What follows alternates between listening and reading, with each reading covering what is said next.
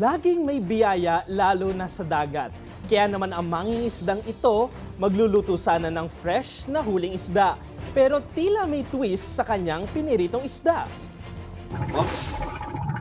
Oh, para may doon kay Basit Lumise.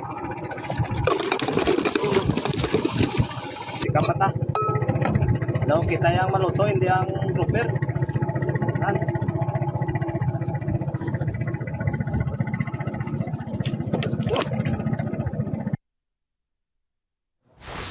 Ayan, buhay pa kasi. Kung kayo ay may kwentong kakaiba, mga kwento ng pag-ibig o storya ng inspirasyon at pag-asa, maaari nyo itong ibahagi. Sumali sa ating Facebook group na Balitang A to Z, panoorin ang replay ng ating programa at sundan ang ating social media pages. Hanapin lamang ang Balitang A to Z.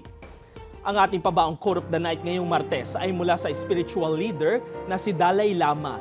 Sabi niya, bunga ng mga ginawa natin noon, ang mga kinahihinatnan natin ngayon.